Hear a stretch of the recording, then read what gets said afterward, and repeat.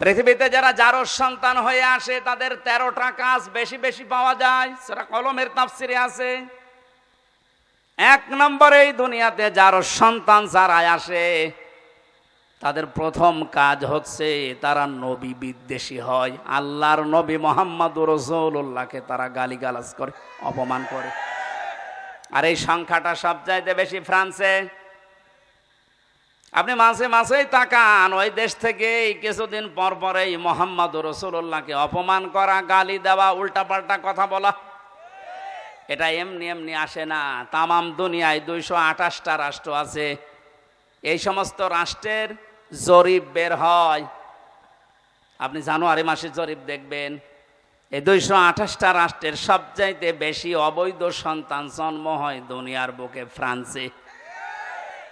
ওদের দেশে জন্মের আগেই সন্তান বেশি হয়, বিয়ের আগেই। আর বিয়ের আগে হলে ওটা বৈধ না জারজ? জারজ সন্তানের কাজ কয়টা? 13টা। কয়টা?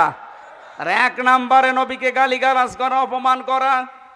2 নম্বরে তারা এই পৃথিবীর ময়দানে উতুল্লিম বাদা যালিকা জানিম, ওরা কোরআন বিরোধী হবে, কোরআনে কারিমের আওয়াজকে সহ্য করতে পারবে না।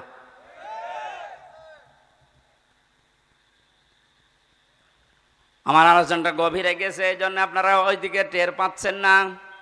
পৃথিবীর ময়দানে জারজদের যে কাজগুলো, এই যে 6 মাসের কথা আমি বলছিলাম, আল্লাহ রাব্বুল আলামিন বলেন 40 দিন 40 দিন 40 দিনে বিভিন্ন আকার আকৃতি আমি কিন্তু দেই।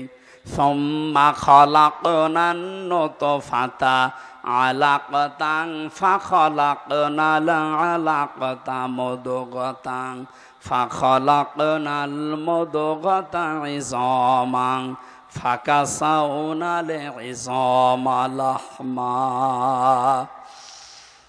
এই বীর্যটা 40 দিনের পরে আমি আল্লাহ আলাক থেকে মদগা বানাই। এরপরে রক্ত দিয়ে, চর্বি দিয়ে, চামড়া দিয়ে আস্তে আস্তে করে একটা বডি স্ট্রাকচার তৈরি করে আমি ঢেকে দেই। বাচ্চার আকারে 6 মাসের পরে যে কোনো একটা সময় তোরে দুনিয়ায় বের করে নিয়ে আসে। আয়াতের দিকে সবচাইতে বড় শিক্ষা আমি যেটা পেয়েছি মেয়েদের জন্যে, আজ 100 জনের 98টা মহিলারা এই আয়াতের বিশ্বাস হারিয়ে ফেলেছে। আল্লাহ ঘোষণা দিলেন যে বাচ্চার আকারে বের করে নিয়ে আসার দায়িত্ব হামজার। কার? আল্লাহু আখরাজাকুম। আল্লাহ বলেন আমি তোদেরকে বাচ্চার আকারে বের করব, ফি বুতুনি উম্মাহাতিকুম, তোদের মায়ের পেট থেকে। আজ হাজারো মহিলা সঠিকভাবে আর সন্তানগুলো স্বাভাবিকভাবে নরমালি আর জন্মই দিতে পারছে না। 100 জনের 98 জন এখন সিজার করা লাগছে। এই আয়াতের উপর থেকে তাদের বিশ্বাস উঠে গেছে। কারণ সন্তান দুনিয়াতে পেটে আসার পরে স্বামীকে খালি বারবার গোতায় যে আমার সনো করো, আমার আল্ট্রাসনো করে দেখো এটা জন্ডিস না লেডিস। বারবার দেখতে দেখতে আমার মনে হয় পেটে সন্তান আসার পর থেকে 6 মাসে অনেক মহিলা 9-12 আল্ট্রাসনো করে। শেষে আল্লাহ পাক বলেন তোর দায়িত্ব আমি ছেড়ে দিলাম, যা। বীর্য থেকে শুরু করে 6 মাস পর্যন্ত আমার দায়িত্ব ছিল। এখন আর আমার উপরে তোর ভরসা নেই। তোর ওই হাইব্রিড জিনিস আমি কেটে বের করব। সম্মানিত মা বোনের, আজ পর্যন্ত শুনেছেন কোন কুকুরের সিজার লেগেছে? আমি সিজার করা লাগবে না তা বলছি না। সিজার করার জন্য যে পদ্ধতিগুলো আছে ওইগুলো অনুসরণ করেন আপনি। নরমালে চেষ্টা করার পরে ডাক্তারদের বোর্ড বসবে, সিদ্ধান্ত দেবে ডাক্তারেরা। এরপরে সর্বসম্মতিক্রমে শেষ পর্যায়ে এটা শুরু হবে। অথচ এখন চিন্তা ভাবনা নেই, নিয়ে যাবেন ভালো বউ কেটে খুঁতো করে দেবে। আর একটা সিজার করার পরে আমার মনে হয় বাস্তবতা যেটা, ওটা সারাটা জীবন ওই মেয়েটার সাথে সংসার করা বড় কঠিন হয়ে যায়। আমার মা বোনের একটু ধৈর্য ধারণ করা দরকার। একটা কুকুরের দিকে তাকালে দেখা যায় প্রতি বছরে 5টা 7টা 10টা 12টা করে বাচ্চা জন্ম দিচ্ছে, কোনোদিন আজও সিজার লাগে নাই। ওর ভরসা, ওর তাওয়াক্কুল যতটুকু আল্লাহর উপরে, অতটুকু ভরসাও এখনো পর্যন্ত আমাদের আল্লাহর উপরে তৈরি হয়নি। নেই থেকে পূর্ণতায় পৌঁছিয়ে দেওয়ার দায়িত্ব স্যার। তার আরবিতে নাম রব। আরবিতে নাম কি বলেন বলেন? এ রবের উপরে যার যতটুকু ভরসা বাড়বে। আমার যে ছোট্ট মেয়েটা, আমি যখন 1 বছর ওর ছিল ওই সময় চলে গেছি, ওই সময়ের কথা বলছি, সেই 20 সালে। ওরে আমি যখন উপরের দিকে একটু ছুঁড়ে মারি, যত উপরে তুলি এভাবে তত হাসাহাসি করে। আর আমার যে বড় মেয়েটা, ওই সময় ছিল 7 বছর বয়স, এখন 10। ওরে যত উপরে একটু তুলে ধরি কান্নাকাটি করে। আমার বড় মেয়েটার বিশ্বাস আমার উপরে এই যে আমার বাবা আমার উপরের দিকে ছুঁড়ে মারলে আমি যেহেতু ভারী হয়ে গেছি, আমার ধরতে পারবে না। আর আমার যদি ধরতে না পারে, মাটিতে পড়লে আমি ব্যথা পাবো। ছোটটার ওই ভরসা না, আমার উপরে এত বিশ্বাস ওর, আমার বাবা উপরে যতই ছুঁড়ে মারুক নিচে হাত পেতে থাকবে। কথা বলছে না কেন? আমার পড়তে দেবে না। আমার এই ফারিহা জান্নাত ছোট মেয়েটা যতটুকু বিশ্বাস আমার উপরে করে, আমরা বান্দা হিসাবে এখনো পর্যন্ত আল্লাহর উপরে ভরসা আনতে পারি না। আমার কথার অর্থ বোঝেন? জন্মের পর থেকে শুধু রব রব নাম শুনেছি।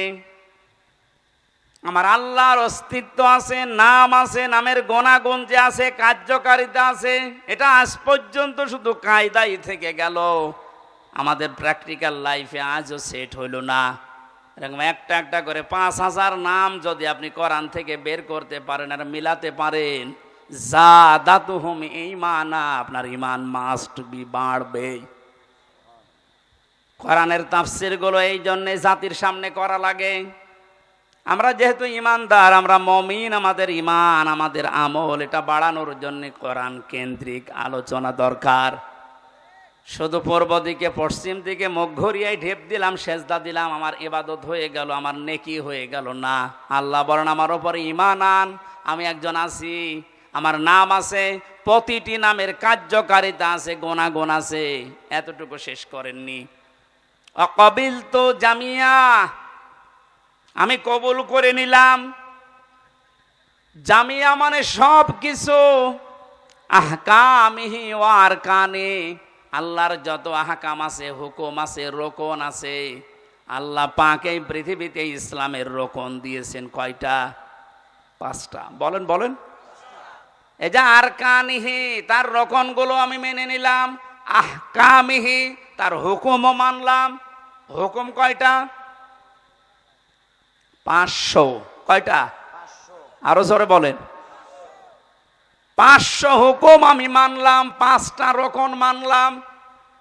বলেন তো এবার সেই ছোটবেলায় কায়দা ইমাম সাহেব যা পড়িয়েছে, আমানতু বিল্লাহি কামা হুয়া বিআসমাইহি ওয়া সিফাতিহি ওয়া ক্বাবিলতু জামিয়া আহকামিহি ওয়া আরকানিহি, এখানে যে 5টা বিষয় আমরা পড়লাম, একটাও এখন আমাদের বাস্তব কর্মজীবনে মিলছে নেই। আল্লাহর উপরে ঈমান আমাদের হচ্ছে না। এই শব্দগুলোর সাথে যদি আমি পরিচিত হয়ে মেনে নিতে পারি, তাহলে আমার আল্লাহর উপর ঈমান আছে। আর এইটাই হচ্ছে আসল নেকির কাজ। তাহলে নেককার হওয়ার জন্যে সাদিকিন, সত্যবাদী, মুত্তাকি, এটা হওয়ার জন্য গুণ দিয়েছিল। এটা আল্লাহ কয়টা? 10টা। বলেন বলেন কয়টা? আল্লাহর ওপরে ঈমান আনতে হবে, যে আমানতু বিল্লাহি যেভাবে পড়লাম এইভাবে। 2 নম্বরে কিয়ামতের বিশ্বাস। 3 নম্বরে ফেরেশতা আছে, ফেরেশতা লিখতেছে, এইটা বিশ্বাস করা। 4 নম্বরে অল কিতাব, কিতাব বিশ্বাস করা। 5 নম্বরে অন্নাবিয়্যিন, নবীদের বিশ্বাস করা। নবীদের বিশ্বাস করা মানে এই দুনিয়াতে আল্লাহ যত নবী পাঠিয়েছেন, সব নবীর উপরে আমাদের ঈমান আছে। আমরা যেহেতু মুহাম্মদুর রাসূলুল্লাহর উম্মত, এনার উপরে আর কোনো নবী নেই, পরেও কোনো নবী নেই, এই বিশ্বাস, এটা ঈমানের অঙ্গ। এটা নেককার হওয়ার জন্য, সত্যবাদী হওয়ার জন্য এই গুণটা লাগবে। অথচ এটা পুরা অস্বীকার করে কাদিয়ানীরা। ওরা মুহাম্মদুর রাসূলুল্লাহর পরে আরো নবী আছে এই কথা বলে।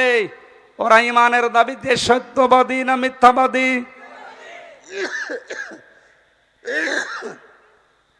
এজন্য রাষ্ট্রীয়ভাবে ওদেরকে কাফের ফতোয়া দেওয়া এটা জরুরি। ইহুদিরা যেমন, খ্রিস্টানরা যেমন, হিন্দুরা যেমন, কাদিয়ানেরা ঠিক ওই রকম। ওদের সাথে যদি কেউ বিবাহ শাদী আত্মীয়তা করে তাহলে এই আয়াত অনুযায়ী সেও কাফের। কাফেরের সাথে আত্মীয়তা করা জায়েজ আছে? বলেন। আপনি 10টা গুণের ভেতরে 5 নম্বরে ছিল এইটা, ওয়ান নাবিয়্যিন, আমরা নবীদেরকে বিশ্বাস করি বহু বছর। নবীদের ভেতরে মুহাম্মদুর রাসূলুল্লাহ নেই? আরো জোরে বলেন।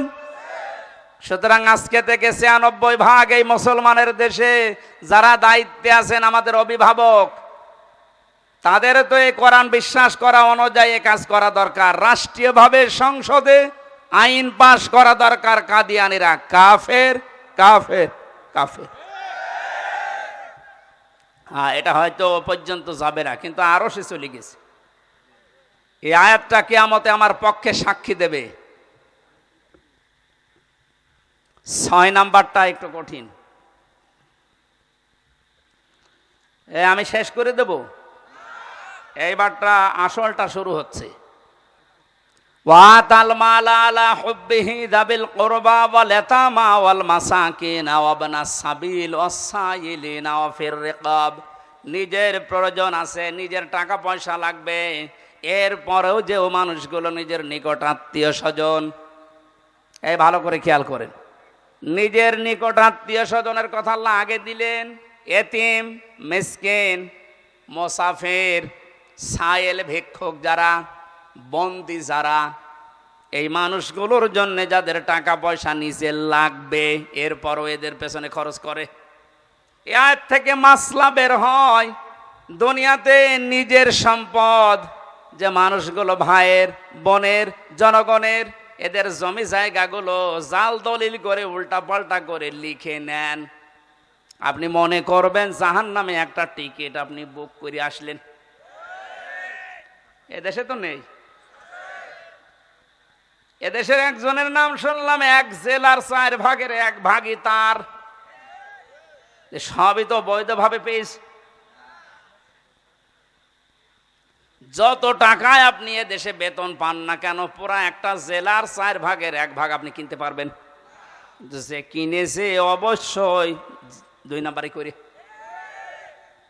এই আয়াত অনুযায়ী যে মানুষগুলো এভাবে অবৈধভাবে মানুষের জমি জায়গা ফাঁকি দিয়ে জাল দলিল করে উল্টা পাল্টা করে খাচ্ছেন, আপনি বিশ্বাস করে নিতে পারেন আপনি নামাজ পড়েন, রোজা রাখেন, হজ করেছেন, কিন্তু জাহান্নামে একটা টিকিট আপনার নামে বুক হয়ে গেছে।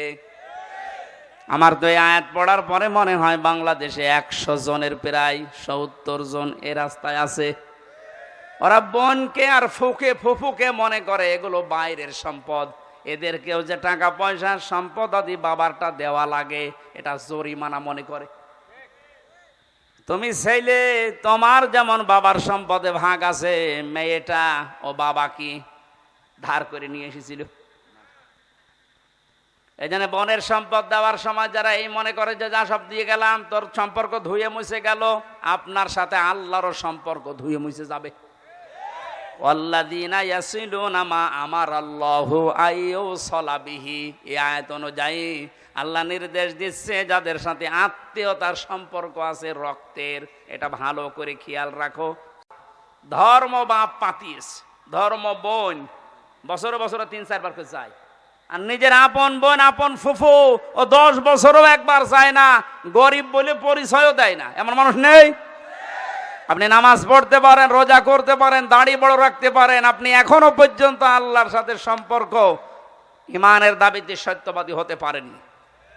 আপনার সম্পদ প্রয়োজন আছে, তারপরও নিকট আত্মীয় যাদের দরকার এদের খোঁজ খবর রাখা, এটা যে ফরজ অনেকে জানেই না। আর এটা জানার পরেও অনেকে মানতে পারেন না তার স্ত্রীর কারণে। নিজের ভাইকে, নিজের ফুফুকে, নিজের চাচাতো ভাইকে, এই সমস্ত মানুষগুলোর খোঁজ খবর রাখলে অনেক বউ আছে স্বামীর উপরে রাগ করে।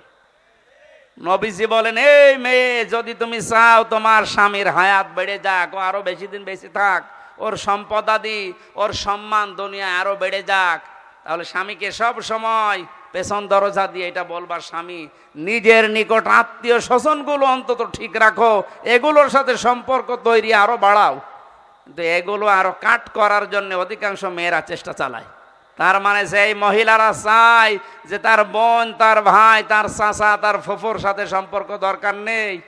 আমার মনে হয় সে মনে মনে চায় যে আমার স্বামী মরি যাক।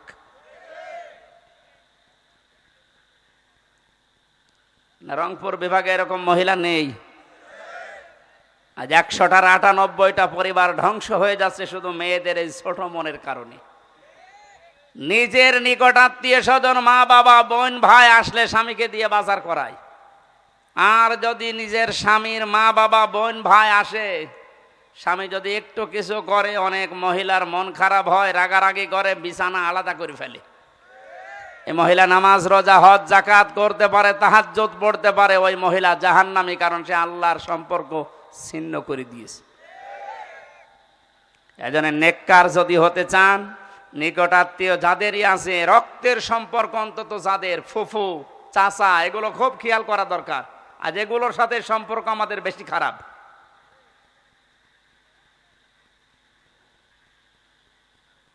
এরপরে আল্লাহ দিয়েছেন আকামাস সালাতা ওয়া আতাজ যাকাতা, যারা নামাজ কায়েম করে, সম্পদ থাকলে যাকাত দিয়ে দেয়। হলো মৌফুনা বিআহদিহিম ইযা আহাদু, যখন সে ওয়াদা করে দুনিয়ার কোনো মানুষের সাথে, জীবন গেলেও সেটা পূরণ করে। এই যে চেয়ারম্যান সাহেব যে সমস্ত ওয়াদাগুলো ভোট নেওয়ার আগে করেছে, উনি যদি নেককার দাবি করে, মুত্তাকি হতে চায়, ওই ওয়াদাগুলো এখন পুঙ্খানুপুঙ্খানু ওনাকে আদায় করা লাগবে। শুধু ওনার একা, এদেশে যত দায়িত্বশীল আছে সবার জন্য আপনি যদি সত্যিই মনে করেন আল্লাহর কাছে আমি তাকওয়াবান, আমি সাদিকিন, আমি সত্যবাদী আল্লাহর কাছে, তাহলে যে ওয়াদায় যার সাথে করেন না কেন, অবশ্যই আপনার ওয়াদা জীবন গেলেও ঠিক রাখতে হবে। বিশ্বনবী একটা ওয়াদা ঠিক রাখতে গিয়ে 3 দিন 3 রাত এক জায়গায় বসেছিলেন, তারপর ওয়াদা ভুলে যাননি। এরপর আল্লাহ দিয়েছেন সাবিরিনা ফিল বাসাই ওয়াদ-দাররা ওয়া হিনাল বাস, পৃথিবীর ময়দানে যে মানুষগুলো বিপদ আপদ আসবে কিন্তু ধৈর্য ধারণ করে, সচ্ছল অবস্থায়, অসচ্ছল অবস্থায় যারা ধৈর্যের পরীক্ষা দেয়, জন্মের পর থেকে শব্দটা আমিও শুনতেছি যে ধৈর্য, ধৈর্য, ধৈর্য। কি এটা? এই 3টা বছর জীবন থেকে না গেলে আমুটের পেতাম না। ধৈর্য কাকে বলে, কত প্রকার, কি কি, কিছু না হলেও কিছু আমি টের পেয়েছি। যেন বাস্তবতায় আমাদের এখনো বিপদই আসে না, তো ধৈর্য ধরবেন কি? সচ্ছল অসচ্ছল অবস্থায় আমাদের উপরে যাই আসুক না কেন, যারা ধৈর্য ধারণ করে টিকে থাকতে পারে, ওভারকাম করার জন্য যারা চেষ্টা চালায়, এই 10টা গুণ আল্লাহ আমাদেরকে দান করেছেন, অর্জন করার জন্য আহ্বান জানিয়েছেন। উলাইকাল্লাযীনা সাদাকু, আল্লাহ বলেন 10টা গুণ যারা অর্জন করবে ঈমানের দাবিতে আমার নিকটে, তারা সত্যবাদী। তারা কি? সিদ্দিকে আকবরকে আল্লাহ পাকের নবী দিয়েছেন সিদ্দিক, মানে সত্যবাদী। সত্যি যদি এই 10টা গুণ কেউ দুনিয়াতে অর্জন করতে পারে, কিয়ামতের দিন সে সিদ্দিকে আকবর আবু বকরের সাথে জান্নাতে যেতে পারবে। উলাইকা হুমুল মুত্তাকুন, আল্লাহ পাক বলেন এরাই মুত্তাকি। মাসালুল জান্নাতিল্লাতী ওয়িদাল মুত্তাকুন, আরে মুত্তাকিনদের জন্য এমন এক বাগান আমি বানিয়েছি, যে বাগানের বর্ণনা কোনো কান শোনে নাই, চোখ দেখে নাই, কোনো হৃদয়ের কল্পনাও কোনোদিন উদয় হয় নাই। আমাদের আসল টার্গেট যেহেতু ওইটা, এমন বাগান আল্লাহ বানিয়েছে মুত্তাকিদের জন্যে, কোনো কান শোনে নাই, চোখ দেখে নাই, হৃদয় কল্পনাও আসে নাই। ওই বাগান আল্লাহ আমাদেরকে যেন 10টা গুণের মাধ্যমে দান করেন, বলেন আমিন।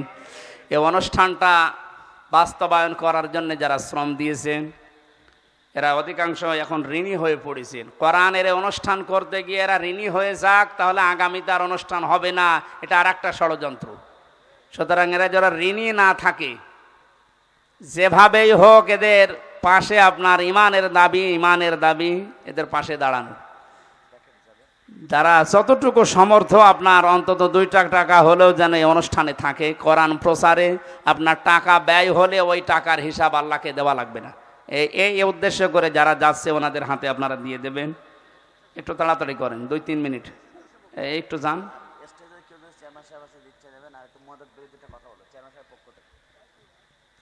একটু তাড়াতাড়ি করেন ভাই, কেউ বাদ যাবেন না। যতটুকু পারেন আপনার সমর্থে যদি 2 টাকাও কোলায় ওইটাই দিবেন। একটা নিয়ত করে দেবেন, আল্লাহ আমি অমুক একটা বিপদে আছি, এ বিপদ থেকে তুমি এই দানের ওসিলায় আমাকে রক্ষা করো।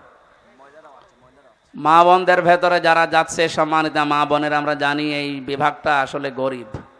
যতটুকু পারেন গরিবানা হালে, সহজ সরল হালে আপনি দান করেন। গরিব মানুষগুলো আল্লাহর জান্নাতে ধনীদের চাইতে 500 বছর আগে যাবে। সেই হিসাবে আপনাদের একটা সুসংবাদ আছে। আল্লাহ রংপুর বিভাগের মা বোনদেরকে প্রাণ খুলে জান্নাতে যাওয়ার ওসিলায় একটু দান করার তৌফিক দাও। আজকের বিশেষ অতিথি, আমাদের প্রধান অতিথি মাননীয় এমপি সাহেব, যেহেতু সংসদ চলছে আসতে পারেন না। উপজেলা চেয়ারম্যান, উনিও একজন মারা গেছে, সেখানে জানাজায় গেছে। আমাদের চেয়ারম্যান সাহেব আছে ইউনিয়নের, সম্মানিত অভিভাবক আমাদের টোটন ভাই, উনি এখন হয়তো সালাম দেবেন আপনাদের। এরপরে আমরা মোনাজাতের মাধ্যমে, রাত 12টা বাজতেছি, মোনাজাতের মাধ্যমে যারা কবরে শুয়ে আছে তাদের জন্য দোয়ার মাধ্যমে শেষ করবেন ইনশাআল্লাহ। আসসালামু আলাইকুম ওয়া রাহমাতুল্লাহ।